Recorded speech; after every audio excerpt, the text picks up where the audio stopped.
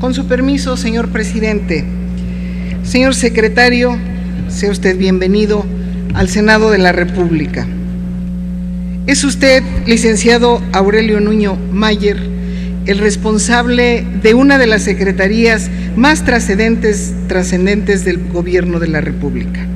Ocupa usted el despacho donde hombres visionarios como José Vasconcelos, Jaime Torres Bodet, Agustín Yáñez, Jesús Reyes Heroles, entre otros, aportaron su mejor esfuerzo en beneficio de la educación de los mexicanos.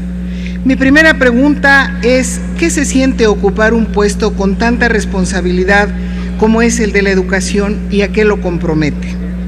Jesús Reyes Heroles decía, refiriéndose a los maestros, que ellos son fuente de cambio y transformación y tienen todo para seguir siéndolo en el futuro. El presidente Enrique Peña Nieto dijo en su informe que de las 13 reformas estructurales impulsadas por su gobierno y el Pacto por México, la reforma educativa es la más importante y no hay reforma educativa sin maestros. Señaló el presidente, en la aplicación de la reforma estamos trabajando de la mano con el magisterio. Las maestras y los maestros de México son y serán los protagonistas de la transformación educativa. Y yo pregunto si es suficiente la evaluación de los maestros para elevar la calidad de la educación. Se lo pregunto porque para la educación se necesitan condiciones adecuadas en infraestructura educativa, equipo, servicios de salud, sobre todo de salud, que es un tema al que poco se le ha prestado atención en las escuelas. El de los bebederos de agua potable que aquí ya comentó una senadora, es cierto. El Senado propuso y la Cámara de Diputados autorizó un presupuesto para los bebederos de agua potable desde el presupuesto del año anterior, antes, pero el asunto es que ahora está el presupuesto para los bebederos, que no sabemos si aplicó o no. El asunto es que no hay agua potable en la mayoría de las escuelas.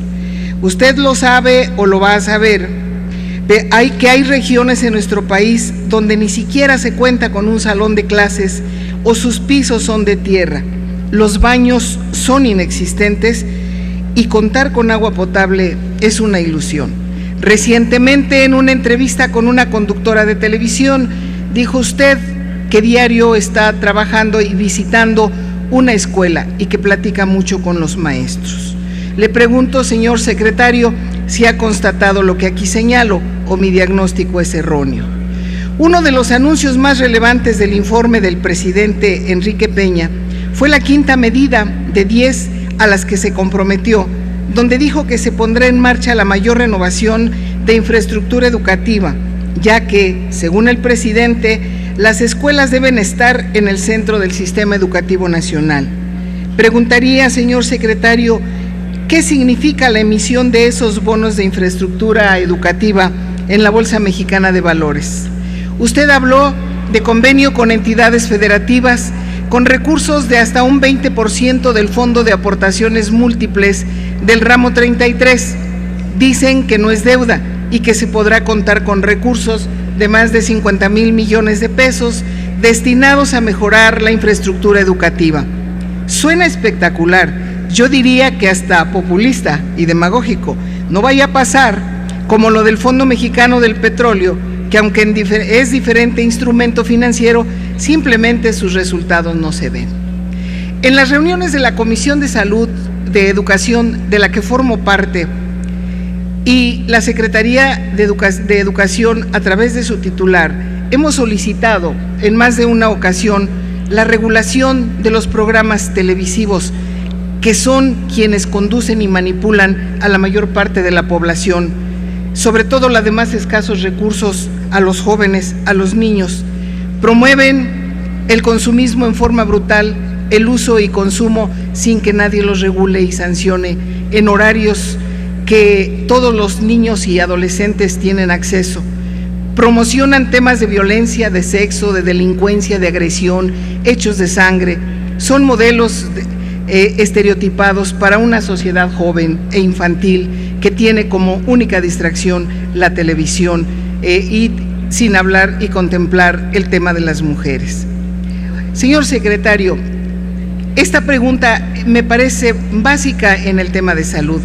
¿Está usted de acuerdo en que se mediquen a los niños y niñas y adolescentes en las escuelas, sean estas públicas o privadas, con el pretexto del trastorno de déficit de atención? Y finalmente, otra pregunta que seguramente usted sabe, que se distribuyeron a través del gobierno federal millones de plasmas televisivos a través de la Secretaría de Comunicaciones y Transportes.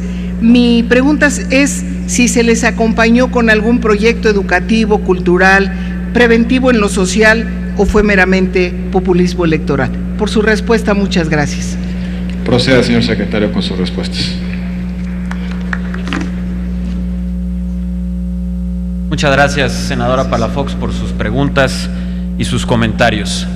Primero, déjeme decirle que sin duda ser secretario de Educación Pública de este país es un gran honor, un honor que tomo con mucha humildad, pero también con mucho ánimo de saber que se puede estar en una de las posiciones que más bien y mayor transformación puede hacer por nuestro país. Sobre el tema de la evaluación que comentaba, déjeme aquí ser muy claro. La evaluación, sin lugar a dudas, es uno de los temas fundamentales de la reforma educativa, pero no es el único, ni es el más importante. Es un elemento fundamental, pero existen otros elementos clave, como por ejemplo el poner a las escuelas en el centro del sistema educativo, como lo mencionaba hace un momento, y darles mayor autonomía de gestión. Y sobre las evaluaciones, y quiero aprovechar su pregunta para hacer esta precisión, porque creo que se ha prestado a confusiones. Las evaluaciones no están diseñadas, ni están hechas, ni las está implementando este gobierno para afectar a los maestros. Todo lo contrario. Las evaluaciones están hechas para ayudar a los maestros. Las evaluaciones son un método que nos permite saber en qué están haciendo bien los maestros y en qué deben de corregir. Y a partir de eso, los maestros tienen el derecho y nosotros la obligación de dar la formación profesional docente, la formación continua adecuada, en lo cual vamos a estar trabajando. Y por cierto, en el presupuesto a estos rubros hay un incremento de más del 100%, ya que es clave la capacitación que podamos dar a los maestros. De igual manera, las evaluaciones, y aquí lo quiero decir, como lo establece la ley, deben de tomar en cuenta las diferencias regionales y socioculturales que tiene nuestro país. Eso está en la ley, artículo 68, fracción sexta de la Ley del Servicio Profesional Docente. Y finalmente, a los maestros que les vaya bien en la evaluación, les va a ir bien económicamente. De la reforma educativa se desprende un programa de incentivos que a los maestros que les vaya bien a lo largo del tiempo podrán ganar hasta 180% más, y en las zonas más alejadas hasta 220% más. Y simplemente para concluir, en mi intervención anterior expliqué el mecanismo de cómo van a funcionar los certificados para la infraestructura educativa, con lo cual vamos a poder avanzar, por ejemplo, en la meta de los bebederos que usted mencionaba. Para ello le doy tan solo un dato. El año pasado, casi 3,000 escuelas entraron ya en este programa de bebederos, y este año, o en este ciclo escolar, con una inversión de más de 1,000 millones de pesos, vamos a poder alcanzar a 11,000 escuelas más, llegando a casi 15,000 escuelas más, de una meta para el ciclo escolar 2018-2019 cercana a las 40,000 escuelas, que es la meta que se ha tratado. Es cuanto. Muchas gracias, senadora.